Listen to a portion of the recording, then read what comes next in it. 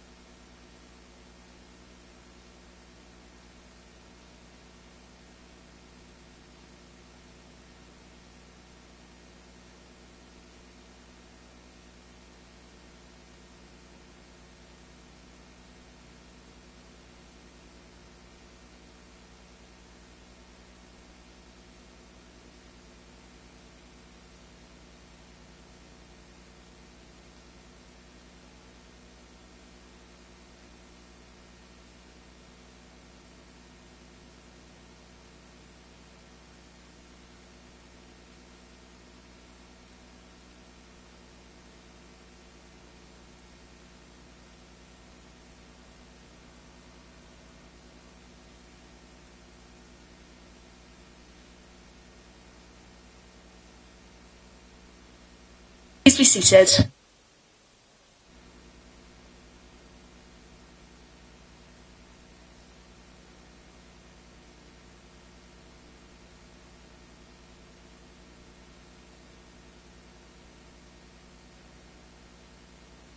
Okay, thank you everyone. Before we start a few standing items, I'd like to remind you all that this council meeting is being broadcast live over the internet, so we are all on camera. Please be aware you may be visible on screen when people around you are speaking, and please remember to speak clearly into your microphone. Reminder that cameras can see you sitting down, so there's no need to stand if you don't want to, and also to be aware that the microphones are sensitive and may pick you up if somebody around you is speaking. The meeting is available to view online now and in the future, whenever and wherever people wish to view it. There is no need for any other filming of the meeting to take place.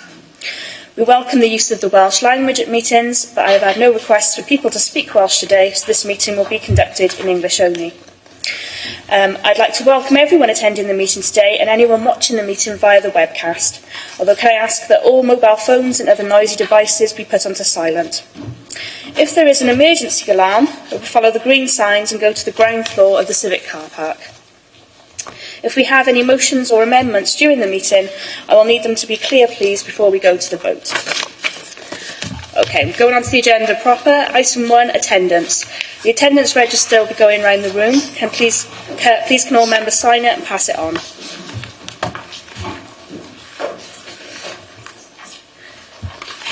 Agenda item 2, apologies for absence. Dominic Redmond, have we had any apologies, please? I've had apologies from councillors Fiona Cross, Cathy Evans, Elizabeth Haynes, Rose Seaborn and Louise Shepherd. Thank you. Members, are there any other apologies you know of? Hello, Councillor Matt Ford. Thank you. Okay, on to item 3. I am actually doing something here. I'm pressing next on the thing, so anyone watching on the webcast can see. Agenda item 3, declarations of interest. Monitoring Officer Delyth Harris, do you have any advice for us, please? Thank you, Madam Mayor. With regard to agenda item number 11, which relates to the Blaenavon Town Centre Conservation Area, I have given advice to members in relation to that item, and that if you are a member of Blaenavon Town Council, you will have a personal interest in relation to this. Also, if you or a close personal associate were consulted as someone whose property was affected by the extension, then it is likely that you will have a personal and a prejudicial interest. I have been made aware that Councillors Janet Jones, Stuart Evans and Alan Jones are members of Blaenavon Town Council, so all three will have a personal interest. So could those three members please confirm that interest? I declare that interest. I declare that interest. I declare that interest. Thank you, Madam Mayor. I'm not aware of any other interest to be declared. Oh. Yeah. Okay, members, any other interests? Stuart first. I've got a declaration of interest in the ABID scheme on page 49 paragraph 3.13. Yeah.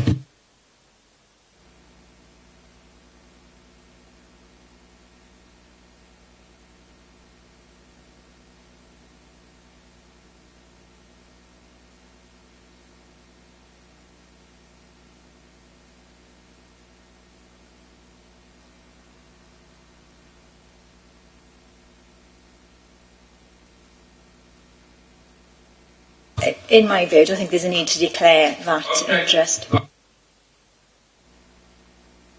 Okay, thank you, members. If you have got an interest, please make sure you write it on the form in the attendance register when you get it. Agenda item 4, on page 5, we're looking at the minutes of the last meeting from the 19th of September. Can somebody move that the minutes are correct? Are we all agreed? Have a show of hands, please. Thank you, members.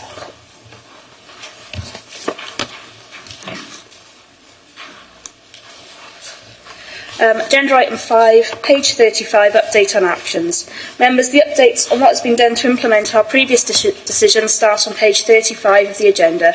Are there any comments or questions? In that case, is everyone happy to note the updates? You all happy? Thank you, members. They're noted. So agenda item 6, receipt of petitions. There are no petitions today, so we'll move straight on to agenda item 7. Again, there are no public questions. So on to item 8, announcements. Leader, do you have any announcements, please? Thank you, Madam Mayor. Just a few announcements this morning. Colleagues will have been saddened by the death of Sir Richard Hanbury Tennyson. I'll be representing the Council, paying our respects and passing on our condolences at his funeral on Saturday the 28th of October at St Willis Cathedral in Newport. Secondly, members will have seen the Welsh Government's draft settlement for local councils that was released last week. It shows we'll have a 0.8% cash decrease in our settlement, which means a cut of about £1 million for next year. Obviously, taking into account inflation and other pressures on services, this figure becomes greater, so we will have to find nearly £4 million. As I said publicly in relation to the settlement, this is on top of over £50 million of savings we have made in our budgets over the past 7 years, so each year becomes more difficult as we balance our books. I certainly hope that the UK Government's budget on the 22nd of November brings better news for the funding of public services moving forwards. The longer austerity continues, the more public services which people value and depend on are at risk. Thirdly, I mentioned at Council last month that we've secured agreement that a new road in Llantarnam will be named James Prosser Way as a tribute to James and his family. Plans are underway for an event in early November. Members will be informed when more is known. Next, congratulations to the Torvine businesses who are winners or nominated at the Monmouthshire Business Awards this month. Torvine companies Blenavon Cheddar, Capital Valley Plastics, Uni Green Scheme were all winners, with the Lion Hotel and King Financial Services getting nominations in their categories. Well done to the businesses, to the wider local business community and to the Torvine members and officers who provide support to local firms. Next, members may well have seen the news last week from Pontypool about universal credit and the rollout and the mixed experiences, to say the least, that people are having with that. Just rest assured we are on the case. We're looking at what we can do to help people affected and also to feed back the negative experiences that people are having waiting for their money on universal credit. Lastly, I'd like to introduce this year's End of Summer Play Schemes video, which shows the great work that goes on in the play schemes, the length and breadth of Torvine. There will be a chance for longer discussion, including a Q&A, at the forthcoming seminar on the 20th of November, but we thought it would be nice to showcase this work that's done by officers and volunteers around Torvine. Of course, this is just one of many areas of council officers' work worth showcasing at council meetings, and I'm always willing to hear suggestions for other presentations and reports at council and seminars from across our council departments. So if I can introduce the video. Croeso y fideo cynllun chwarae haf 2 dim 1 saith. Eisteddwch, ymlaciwch a gwylwch y fideo o'r chwarae cynllun haf hwyl. Welcome to the Summer Play Scheme video 2017. Sit down, relax and watch our video of the Summer Play Scheme fun.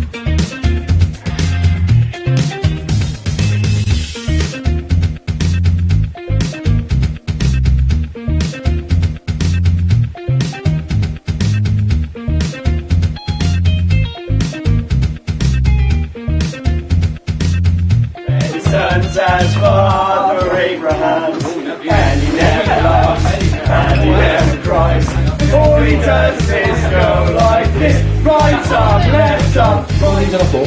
These on the floor. And off you go. Keep your elbows straight using your body weight. A bit faster. 30 compressions. Okay, what that is doing, guys, that's circulating.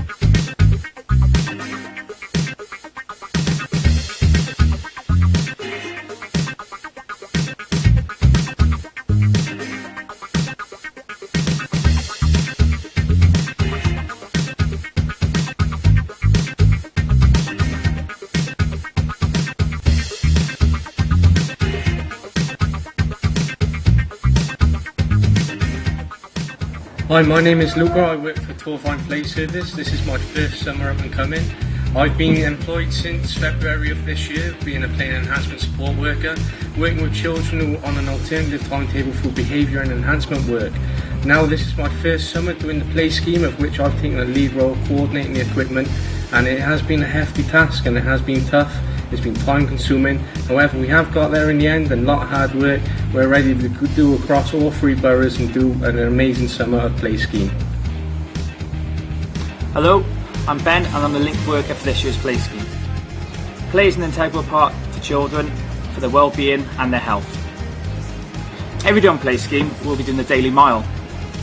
This is both with staff and children, and the aim is to get us all physically fit and active.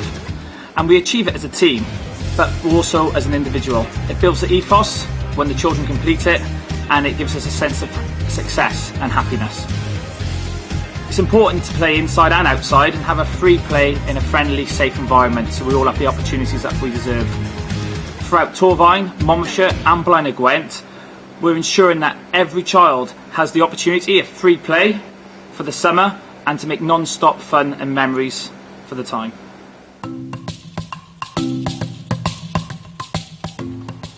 Hi, my name's Max Griffiths and I've been a volunteer for the last 3 years, and now finally I'm a paid worker and I cannot wait for the summer. My name's Joe and this is our first year of volunteering and I hope we have a great summer. Yay! Hi, my name's Jordan. I'm currently here through Torvine training. I've been here 6 months now, working with Torvine Play Service. I absolutely love it. It has been such an eye-opener for me. I never thought I'd work with kids, but now I can't see myself doing anything else because it's such an enjoyable job.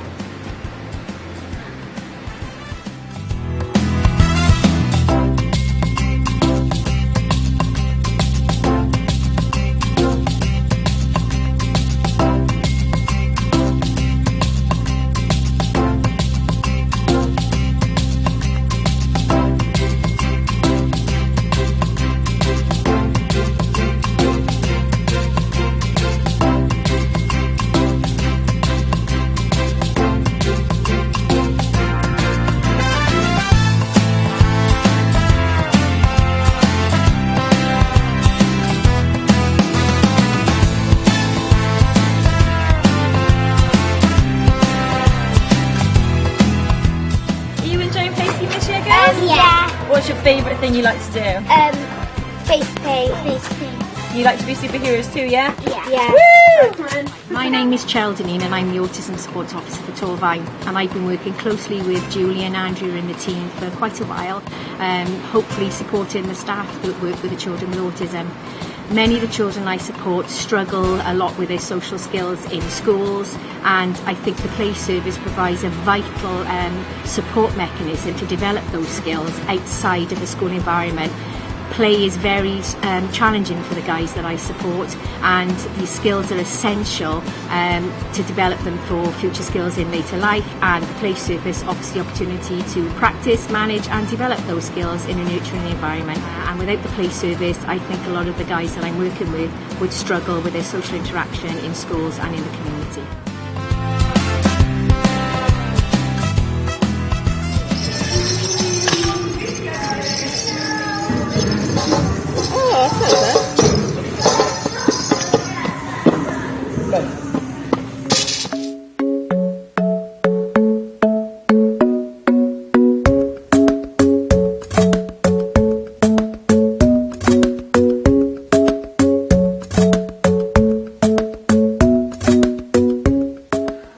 catering and cleaning manager for Torfaen. I'm delighted to have the opportunity for my team to be involved in this very important project. We all recognise the issue around holiday hunger, and having the opportunity to work closely with Julian's team so that we can provide an integrated programme for these young people so they get the maximum benefit. They have the opportunity in terms of learning, play, as well as also having access to a nutritious meal is very important. Clearly what we're looking to do this year during the course of the first exercise with Nancalin and Blenavon is to work out how we make this as effective as we can and then look to roll it out on a far larger scale in future years. Good morning, I'm Victoria. I'm Mandy. And we are providing the breakfast for the children in Blenavon for the summer holidays. Hi, my children have been coming to Blenavon Active Camp all week. They have had a lovely time. They're having free breakfast, free dinner.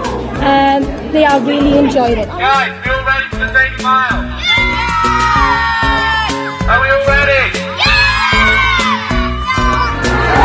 Today at Mega Plan School we are making robots out of junk recycling materials, aren't we guys? We love Playscape! Hi, Amy ydw i. Dwi'n arweinwyr ar gyfer y 2 Playscape Cymraeg. Mae gyda ni dros 40 yn y bore a dros 60 yn y prynhawn ac mae'n mynd yn dda iawn. Okay, we're at Lanarabon Play Scheme this year. We have over 100 children registered. We're having a great time. We're enjoying it, girls? Yeah! Today we're at Corban Farm and we're having lots of fun doing a fashion show.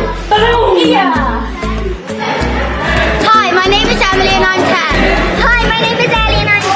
Hi, my name is Kelsey and I'm 8. It's great to come to Play Scheme to hang out with your friends. Yay!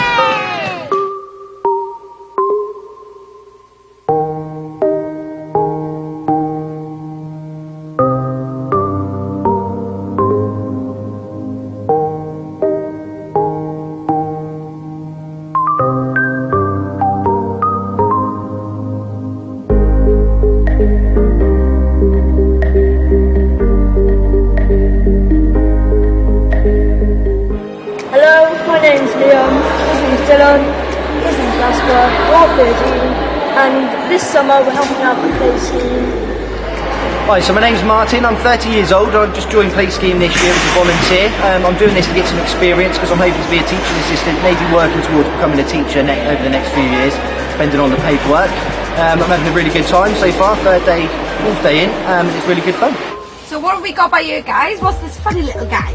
Well, this is Mal of Descendants 2. Oh, he's cool, isn't he? And what are you making? A spider. A spider. He looks like a funny spider. He's got lots of long legs, hasn't he? And what's you're making? Spider. Are you making a spider as well?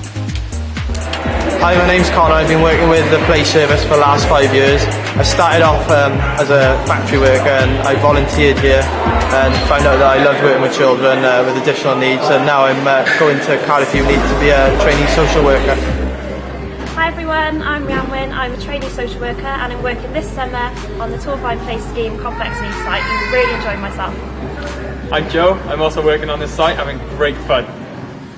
Hi everyone, I'm Georgina. I'm also on this site. I'm a volunteer pay worker and I'm really enjoying my time here. Woo! Bye! Hello, my name is Sam Ryan. It's my first year volunteering at the Play Service. Hopefully I get a lot out of it. Hopefully I learn some new skills and I can use that for the future to get experience and hopefully work well with other people in the Play Scheme and the children. Hi, my name is Alex. My son is Benjamin. Ben has Down syndrome. He is autistic and he has severe learning difficulty. Ben's been coming to Play Scheme for numerous years now. Each year Benjamin gets bigger, each year he comes with new challenges. Torfaen Play are always implementing strategies to allow Benjamin to access Torfaen Play, to allow him to have the experience that a typically developing child of his age would have. The support workers are fantastic. They listen to me, they take on board what I say.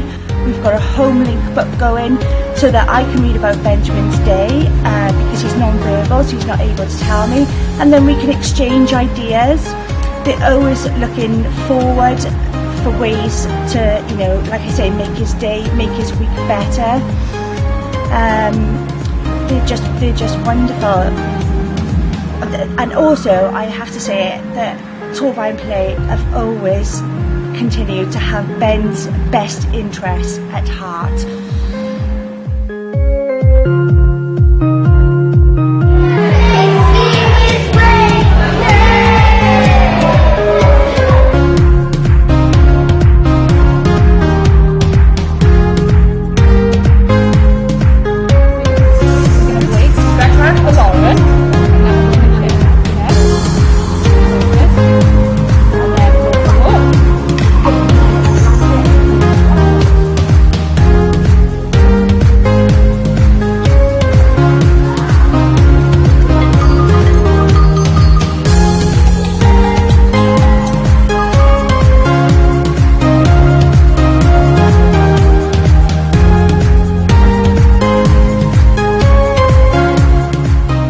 I'm Emma, I'm Molly MacArthur's mum. She's 10 years old and she has autism spectrum disorder. We as a family have benefited hugely from this support because Molly struggles out in the community and I struggle because Molly has siblings, she has a brother and a sister, and in the holidays I'm on my own because my husband's at work and we can't go out, we just have to stay indoors. So if we didn't have this support, it would be, our lives, we wouldn't have a life. So yeah, I just appreciate it so much, and Molly loves it because Molly struggles not having something to do because she likes routine, so it's getting up and going to school every day. She likes to get up and come here, and it's everything she loves: the swimming pool, the park, the soft play, the colouring, and everyone's family supported us more than you can ever imagine, so thank you.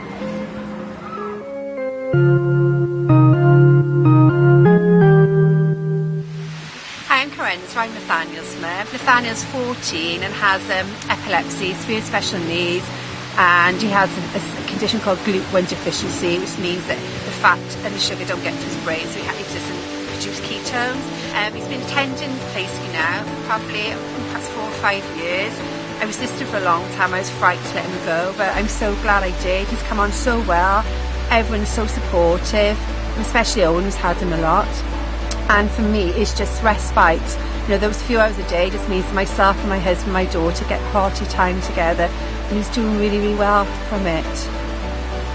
Nathaniel attends Crown Bridge as well, and it's nice to see some of the workers from Crown Bridge also helping at a play scheme. So there's lots and lots of consistency for Nathaniel, which is important to him, that everyone knows about him and his disabilities.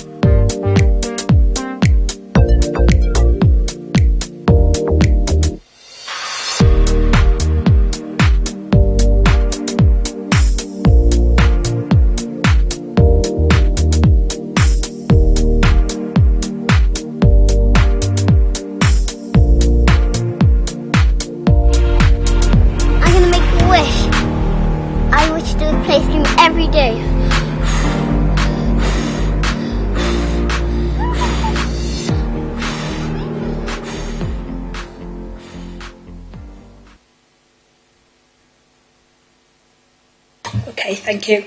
We're not going to have any questions or comments because we're in announcements, but if you have any feedback, you can send it to Julie and Davine directly. Leader, did you have any more announcements? Okay, Chief Executive, do you have any announcements? Yes, thank you, Madam Mayor. I do have one announcement. The Boundary Commission has issued a consultation which is published today around the parliamentary constituency boundaries. We'll make sure that copies of the documents are made widely available to members, and obviously if you have any questions, ask a member of the team. Just in very broad summary, the proposal is that the current wards of Crusac North, Crusac South, Llanrabban North, Llanrabban South, and also Caerleon come into the Torfaen parliamentary boundaries.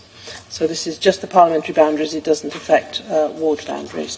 But the consultation runs until the 11th of December, so an 8-week consultation. As I say, we'll make the information widely available to members if you have any questions or comments. Thank you.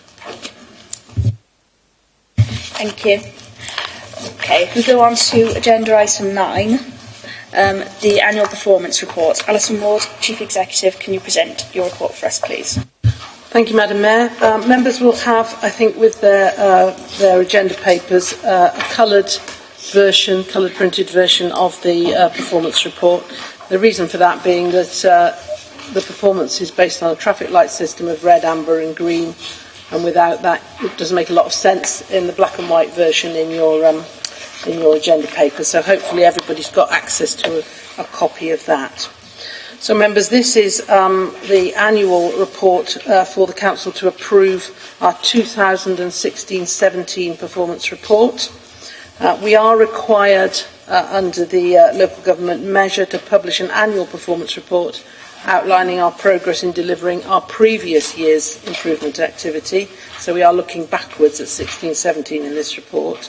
The report must include various information, including statutory performance indicators. That's where we measure ourselves against other parts of Wales, just to benchmark. And we must detail evidence that the processes that we've gone through in order to discharge a general duty to improve. So we are required as a council to continually strive to improve. The report is in a form, hopefully, that is accessible to both internal and external audiences. We have a very important duty to make sure that the public understands how we are performing and to do our best to engage the public in that performance activity. And we are required each year to publish the information before the 31st of October in the financial year after the year to which the information relates. So hence the report to you today. Now, members will know that everything that we do in Torfaen is based around our Corporate Plan 3, CP3, and it's very important, obviously, that our performance ambitions and aspirations align with CP3. We wouldn't want those two things to be going on parallel lines, and you will see from the information that you've got that the improvement objectives that we've set within the performance report are aligned with CP3. So we adopted our new corporate plan CP3 in January 2016. So this is the first improvement report which aligns to CP3. It's a two-stage process. The first part of the process in an annual cycle is to set our plans for improvement in each financial year, and then this is the second part of that process when we then evaluate how well we've done against those plans, and we come back to members to report progress. And members will know, as is set out at 5.2 of the report, that there are three key objectives which are set out in CP3, which is a clean and green Torfaen, raising educational attainment, and support for Torfaen's most vulnerable residents. So our improvement goals are set around that. So members, there's an awful lot of detail in the report. I'm not going to take you through all the detail, but chief officers are here should you wish to ask for detail. But what I would draw your attention to is if you look at on the coloured papers, pages 18 and 19, and in your agenda papers, pages 58 and 59, but 18 and 19 on the coloured version. That gives you an overall picture through pie charts of how we have done against both our targets and our improvement goals. So you'll see the left-hand pie chart is around how well have we met our targets. Where it says not applicable, that's where we can't judge from year to year. So a majority of green in terms of target meeting, but obviously some red, which we want to improve upon, and some amber, where we are sort of holding our own but not improving as we should, or as we might like to. And on the right-hand pie chart, that looks at improvement, actual improvement in performance. And again, the grey areas where we can't compare with last year. And again, you will see that overall, there is a larger green portion of the pie chart, but still some red and amber that needs to be tackled.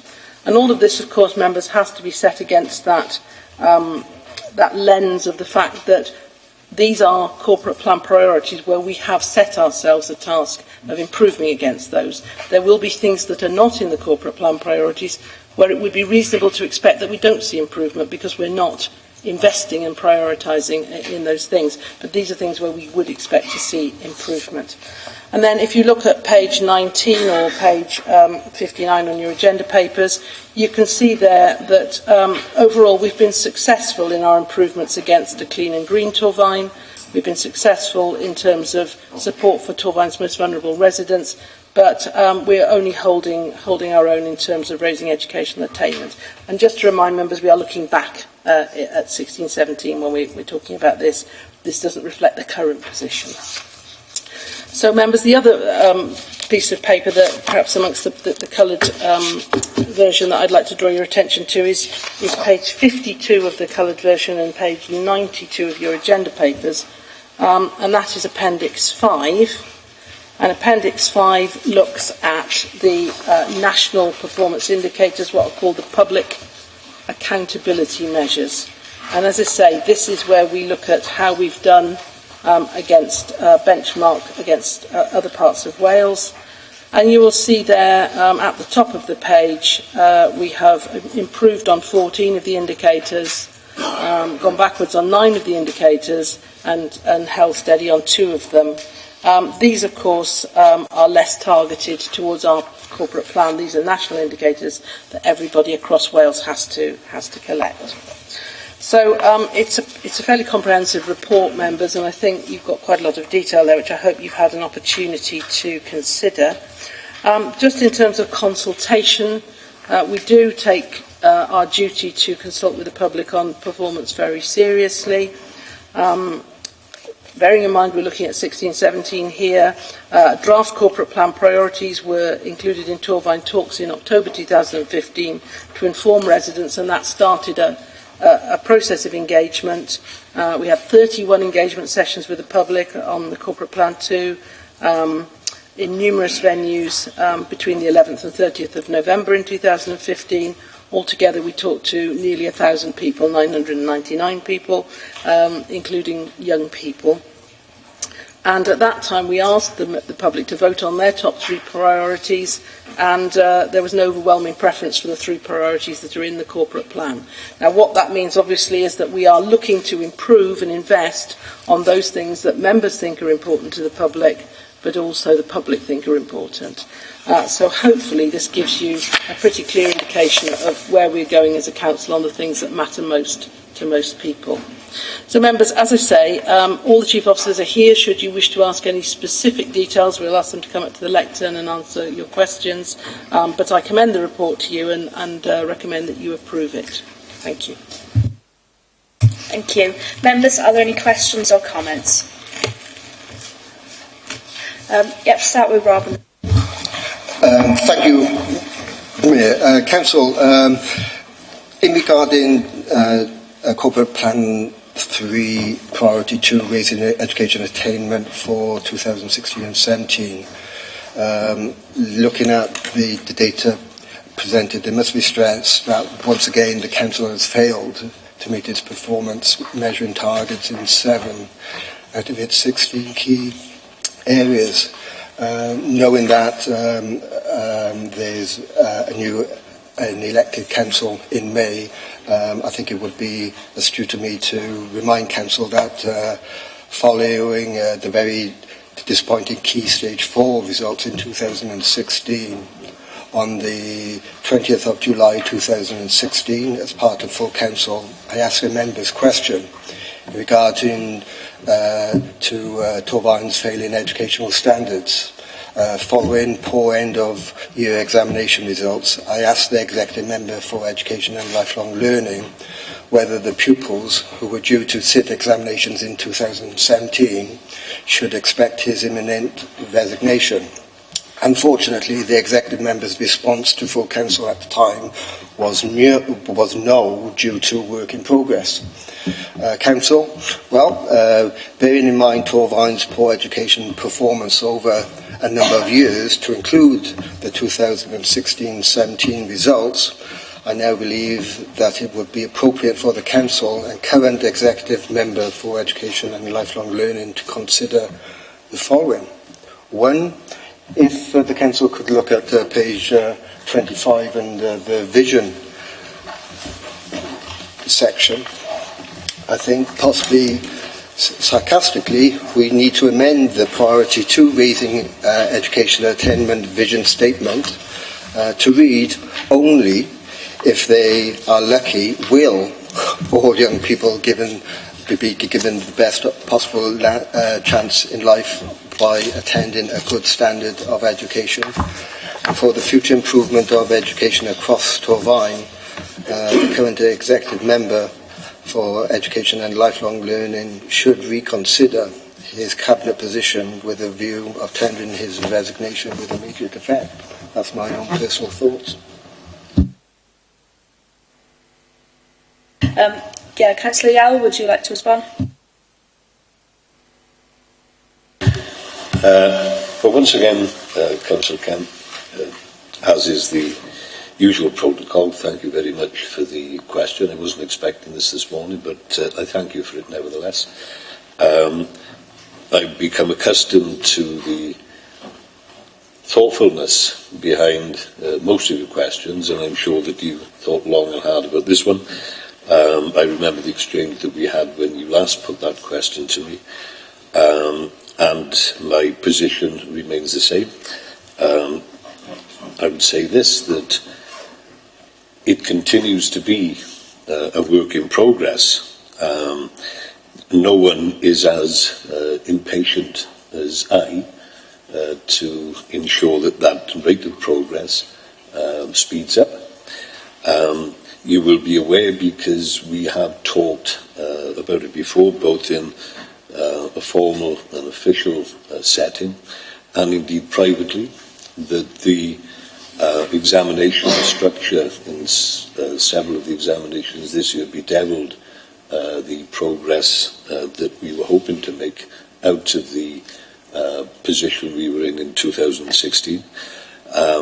I have good reason to believe that if it wasn't for the new examination structure that bedevilled the progress of virtually every one of the 22 local authorities in Wales, and we were made aware of this prior to the event as well. Ironically, we were one of the few that more or less held our own in spite of the changes in those education, examination structures. I'm a little bit disappointed that you chose this public arena to raise this issue again, because we have had ample opportunities to talk, and indeed we've taken advantage of those opportunities on several occasions, and including one quite recently. I remain in the same position, in the same mood that I was in this time last year. We are working hard. We have put in new protocols and structures in the way that we do things. I think the EAS is now coming into its own. They are less open to the criticism from me that they were in the early years of my incumbency, that's for sure. That isn't to say that I'm happy and joyful with the way they are performing, just happier and more joyful with the way that they are performing. And I'll finish by saying this, that I serve at the pleasure of the leader, And whilst I have that support from the leader, I will continue in this job. Having said that, I hope that this isn't a similar kind of pronouncement that some football managers make when they're under the same scrutiny. But apart from that, that's all I'm prepared to say at this time.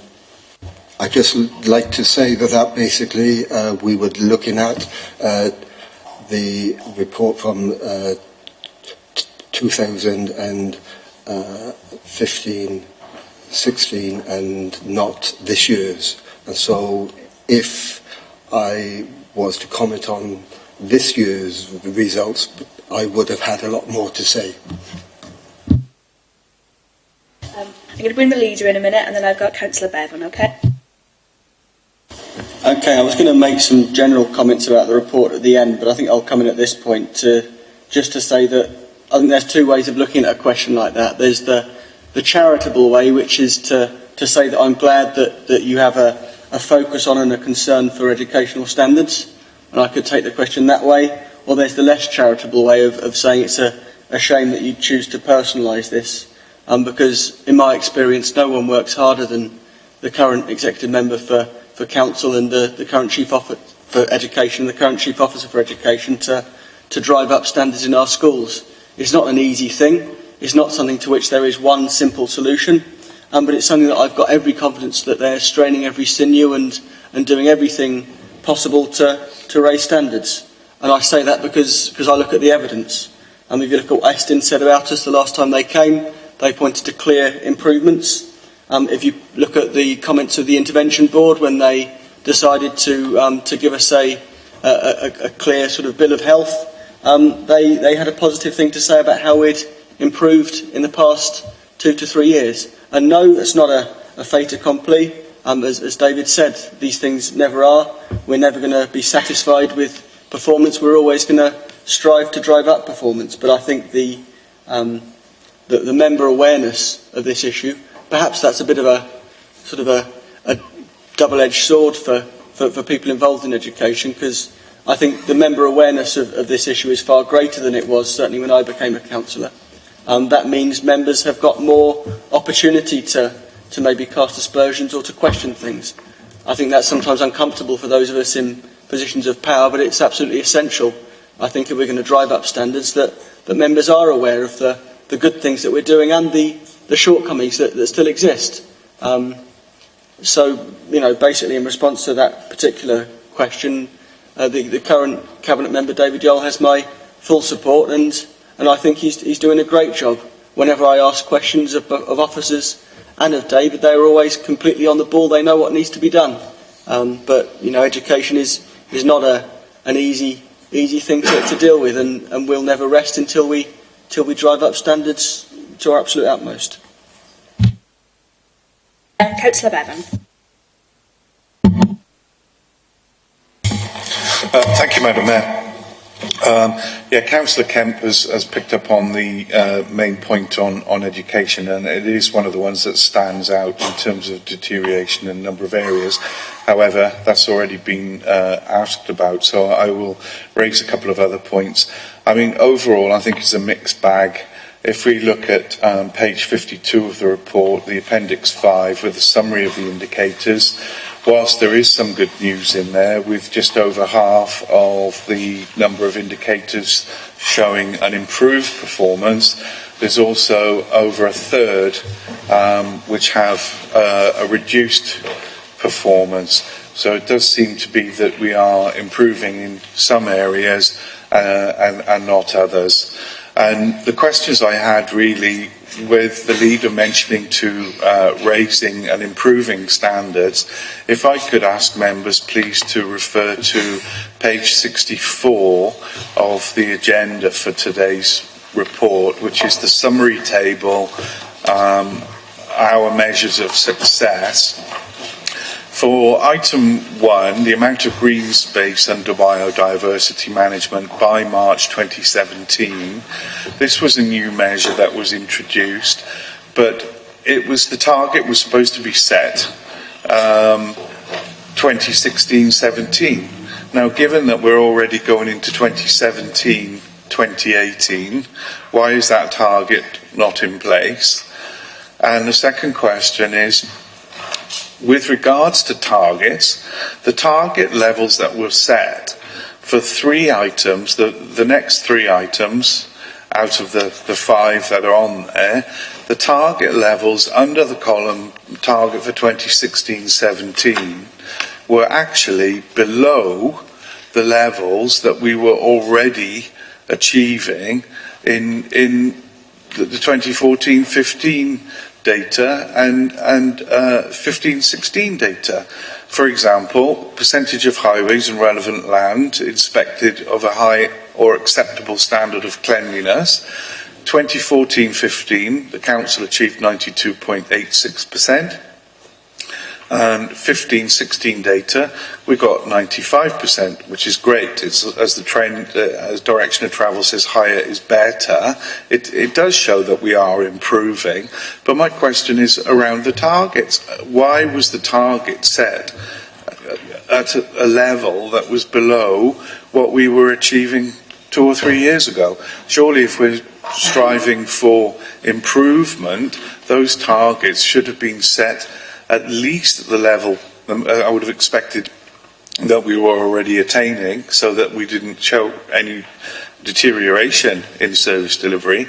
Or if we're striving for improvement in services, then that target level should have been set at a higher level. And likewise for the fly tipping incidents and percentage of municipal waste sent to landfill. All of those targets, in fact, were lower than what we were already achieving over the last previous years.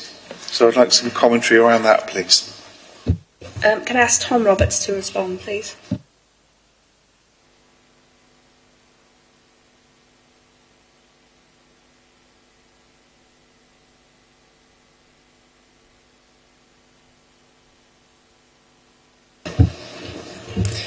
Yeah, so as far as the target setting process is concerned, I mean, this was all done back in sort of March 2016, and all these targets did go through a process of scrutiny and then went to council for sign-off.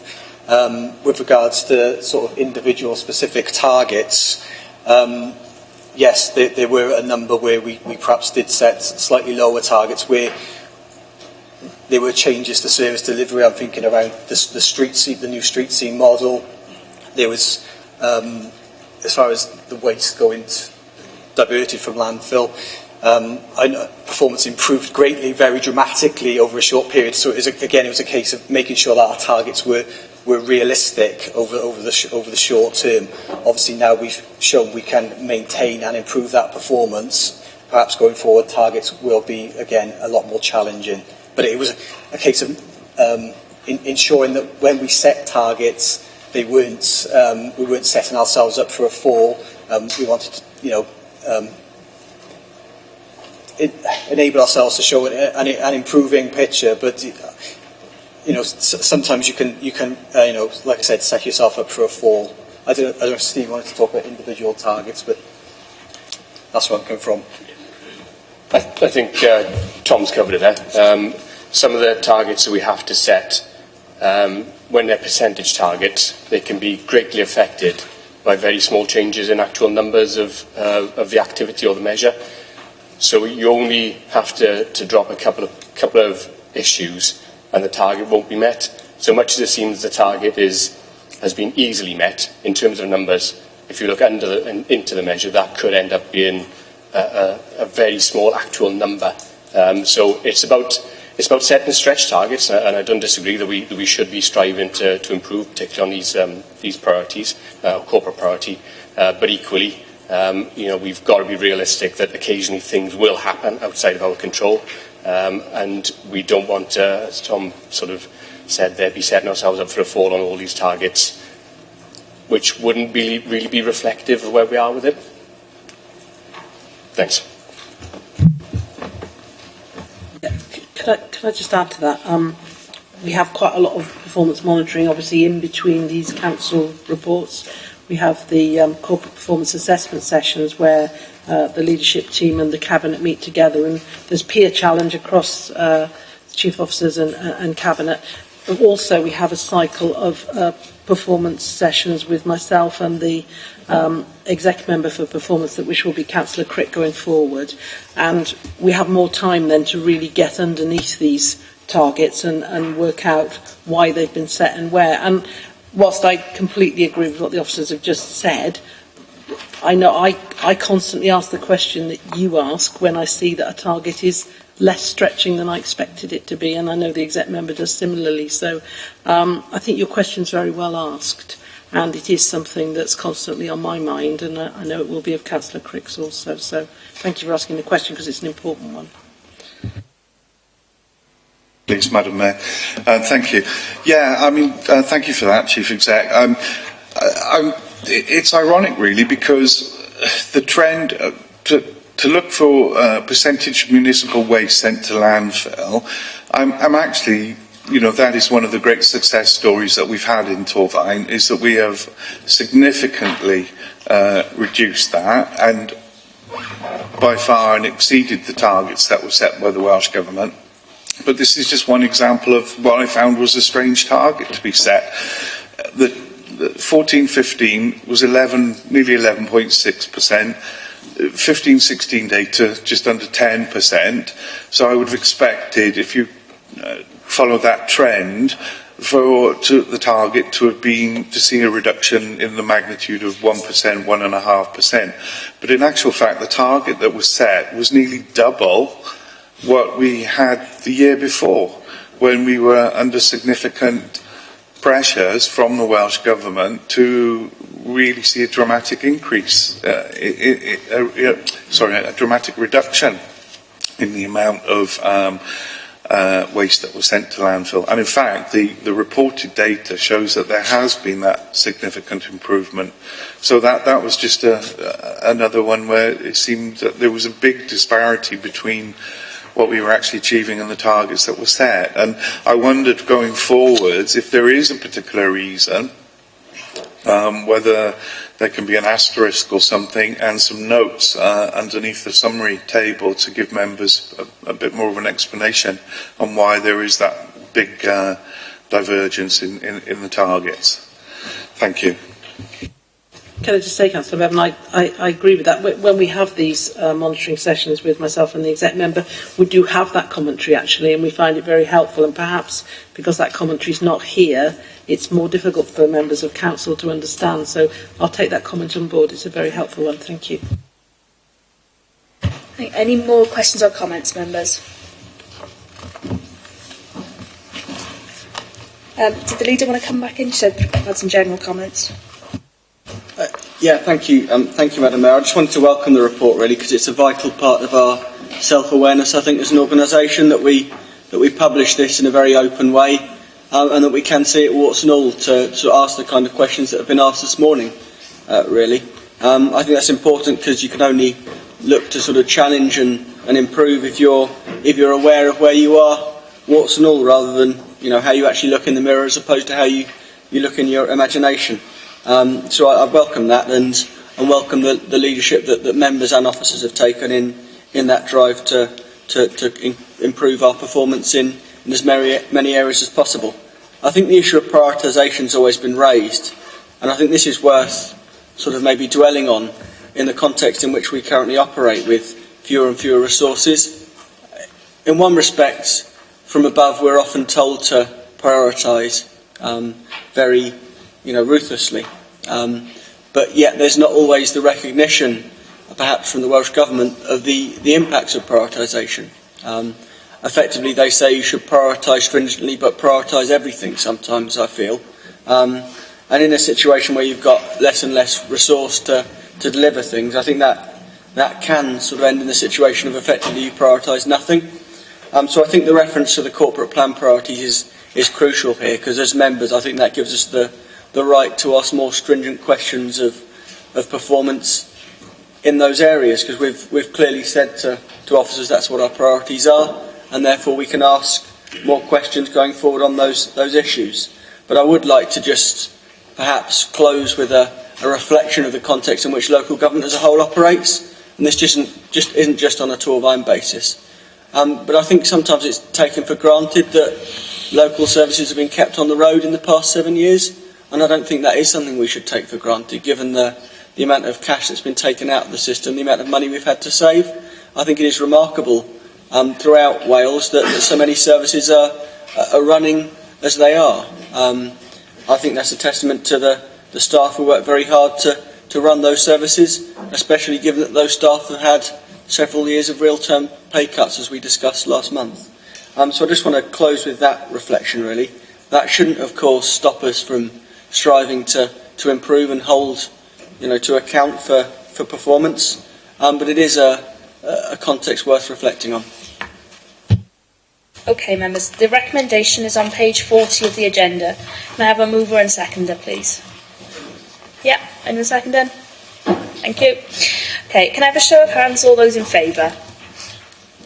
Thank you. Anybody against? Anyone abstaining?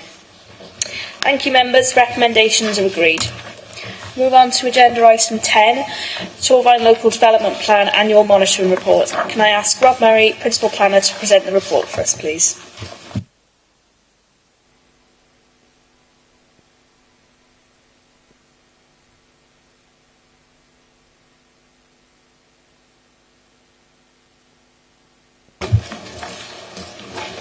Thank you, Madam Mayor. The purpose of this report is to seek approval of the 2017 Annual Monitoring Report, or AMR, of the Torvine Local Development Plan for its submission to Welsh Government on or before 31st of October 2017. The AMR is the statutory annual progress report on how the LDP is achieving its aims and objectives. The AMR shows there is evidence to indicate there is a need for a full review of the plan at this time. Despite work to promote sites and good progress on some strategic sites, progress in delivery of the strategy is slower than expected, primarily due to the effects of the global recession, particularly in the early years of the plan, and its impact on the housing and employment markets. Members are also therefore asked to note the intention to commence a review of the LDP. Officers have commenced preparation of the review report and are also planning for 2 council seminars in the near future to inform this process, with a view to presenting this report to council in early 2017. There are some minor changes needed to the report, but these are minor factual updates which don't affect the overall assessment or conclusion of the report. For example, the Grange University Hospital is now under construction with a revised opening date of 2021. And one of the recommendations to address this is seeking delegated authority to the Chief Officer to include such minor amendments identified prior to submission to Welsh Government. I therefore present this report with the recommendations included in section 12. The preparation of the AMR is a team effort and involves a lot of background information on assessing the sustainability and plan objectives. So if there are any questions, we have the team here who can hopefully answer your queries. Thank you. Thank you. Members, any questions or comments? Just checking. No. Okay then, in that case, the recommendations are on page 107 of your agenda. Can I have a mover and seconder, please? Yeah, anyone seconder? Thank you. Can I have a show of hands, all those in favour? Thank you. Anybody against? Anybody abstaining? Thank you, members. The recommendations are agreed. On to agenda item 11 then, Blaenavon Town Centre Conservation Area. Can I ask Kath Thomas, Assistant Chief Officer for Economy and Environment, to present your report for us, please.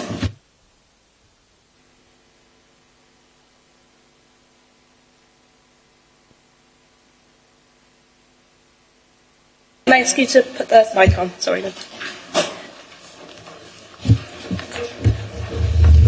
Okay, thank you.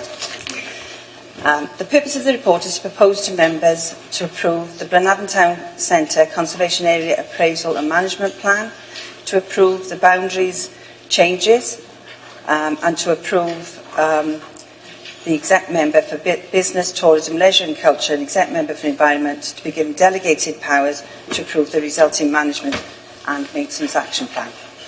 So a bit of background on the Conservation Management Plan. As members may be aware, conservation plans are normally reviewed every 5 years where possible under Welsh Government guidance. The Conservation Plan was approved, the current Conservation Plan was approved by Council in 2011. In addition, we're also applying for Heritage Lottery funding for town Landscape Heritage Programme, which requires an updated plan. So in terms of the Conservation Area Management Plan, is a key document required by the local planning authority to help assess development proposals within the conservation area. It will contain detailed assessments of the area, special architectural and historic interest. This is put in place to ensure we achieve quality and appropriate development within the conservation area. Within your report under 5.1, the Heritage Lottery, as part of their Townscape Heritage partnership, requires a management and maintenance action plan. This will in effect bring together much of the work currently undertaken by the Council within the conservation area, and it will outline to the HLF that the area will be well managed and the character of the town will be preserved and enhanced. Under 5.5 in your report, within both the 2011 and the proposed Blenavon Town Centre Conservation Management Plan, it is recommended that the Council consider implementing an Article 4.2. HLF has also requested that the Council consider implementing this article, as it is normal when you're applying for a THP funding. This is very focused on a core area of the town, mainly the commercial area, Broad Street, and they only apply to residential properties. The Article 4 in practice means that certain alterations that would normally be permitted development will need planning permission. This doesn't apply to commercial properties because they don't have PD rights. If members approve the report, officers will undertake a separate piece of work to scope out the Article 4 direction, and the relevant committee will consider the proposal to implement the article. This, of course, will have full consultation, and the relevant property owners will be directly contacted to inform them of the proposal. Under 5.8, within your report, as part of the review, the Council is required to review the boundaries of the conservation area. The two extensions proposed in this report are areas that were considered to have been built around the same time as the existing conservation area and considered to have similar character and historic value and merited inclusion. All affected property owners were directly contacted in writing. The two proposed extensions are shown in Appendix 3 within your report. Under 5.11, there was a 6 weeks public consultation over the summer and a public exhibition within the World Heritage Centre, and it was also including the Blenavon Town Council as a consultee. Consultation responses are shown in your Appendix 4. There are no significant objections, and therefore the plan is presented to you for approval. In terms of any risks, under your paragraph 9, there are no significant risks to the Council relating to the approval of the Conservation Appraisal and Management Plan and the extension of the area. However, any potential future implementation of Article 4 direction may generate a negative perception of the affected property owners. The report goes on to say one of the actions, and of course we'll report it to the Welsh Minister, will be notified of the extension, and the proposed amendments of the Town Centre Conservation Area boundary will be advertised in the London Gazette. So members therefore are asked to approve the recommendations of the report. Thank you. Thank you. Members, any questions or comments? Okay, we'll start with Stuart and then. Thank you, Kath, for that very detailed report.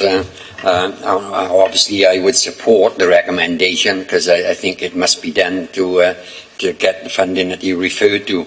But I take the point as made by a consultation on page 163, the third bullet point, and I agree with the sentiment. The town is struggling economically, and conservation aspirations need to be balanced against practical considerations. I think that is very important. Thank you.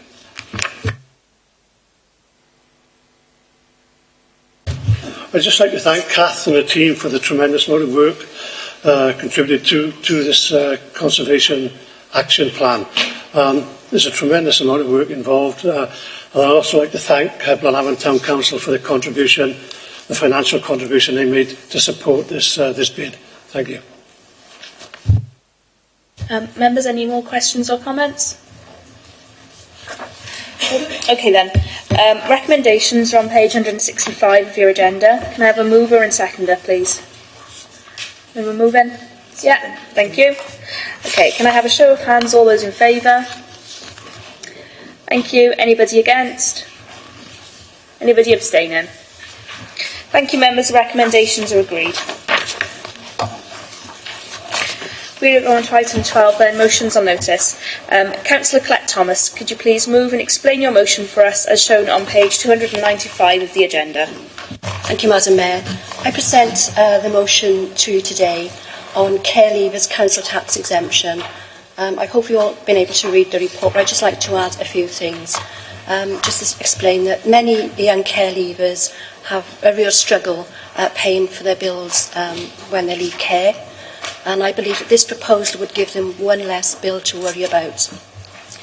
I know there may be a cost to the council, but this should be looked at as an invest to save measure, looking at where we can invest a little bit of money to help improve outcomes and well-being. Saving our young carers from the stress and mental health on issues of substance misuse when they're unable to manage their finances.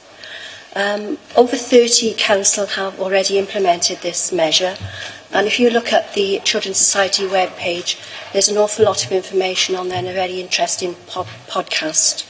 So I hope that you feel able to support my motion, and I would just like to remind members that we did invest quite a lot of money in an early intervention scheme back in the last budget, so I think we should really be able to afford this measure. I hope you're able to support. Thank you. Members, any questions or comments? Oh, Leader. I'd just like to thank Councillor Thomas for bringing this motion and very much support the aims that she described there. I think it's a good part of our role as corporate parents to help these group of vulnerable people who've perhaps not had the easiest start in life into self-sufficiency and independence. And it's a recognition that for many of these people, council tax is quite a big bill. So I'd like to very much support Councillor Thomas's motion. And yeah. Anyone else? Andy? Yeah, I'd just like to echo my thoughts to Colette. Thank you very much for bringing it. I've read on the Children's Society website, there's an awful lot of information.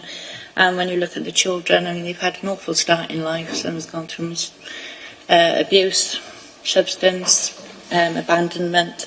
So adjusting to living on their own independently without that family support can be really tough. And this is just one of the challenges that they face. And some have to think then, do I have food? Do I cut down on my heating? It's a big struggle. So I really support your motion. Have we got a formal seconder, by the way? Oh, Stuart. Thank you, Madam Mayor. Can I just ask a question for clarity, really? Are we talking of the remaining 4 years that this will be in place, or are we talking just a financial year going forward? I think this would be an ongoing project. We do care to our care leavers anyway up to the age of 25, so I think it would just be a continuation of that. Thank you, Colette. Okay, then can I ask for a formal seconder then? Yeah, Leanne. Councillor Thomas, do you want a right of reply before we go to a vote? I'm just happy if members are happy to accept the motion. Thank you. Okay, then we're voting on the motion then. Can I have a show of hands, those in favour? Brilliant. Anybody against? Anyone abstaining? That's unanimous. Next page. Okay, I understand there are no members' questions today. The one that we had has been deferred. So we'll move on to agenda item 14, date of next meeting. For your information, members, the next council meeting is scheduled for Tuesday, 12th of December at 10 a.m. in the council chamber. And finally, agenda item 15, cabinet decisions from the 3rd of October. Members, the cabinet decisions start on page 297 of the agenda. There were no challenges to any of the decisions. Are there any questions about them? Yeah, Councillor Bannon. Yes, thank you, Madam Mayor. On page 298 of the report, on the section for disposal of the former County Hall site, The decision shows that in discussions with the purchaser, there are two varying amounts that are offered for the entire site, with which vary depending on the amount of affordable housing stipulation, being 30% and 20%. I'd just like to ask a question, please, to clarify what is this council's preferred percentage on that? Would we be more in favour of the 30% or the 20% option?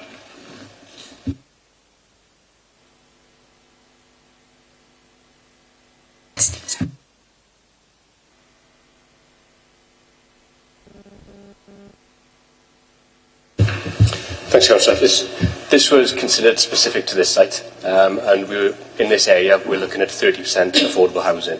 That would be the preferred option. What the 20% has been allowed for is for any variation due to viability assessment during the process, which might mean a reduction in the achievable affordable housing. So that option was put in there for information to give the two scenarios effectively. Any other questions about the Cabinet decisions? No? Are we all okay to note them then?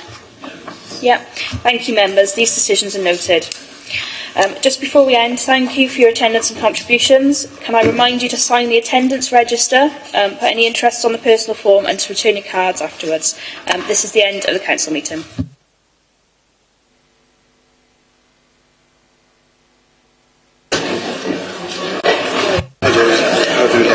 No, it'll do it. It'll do it automatically.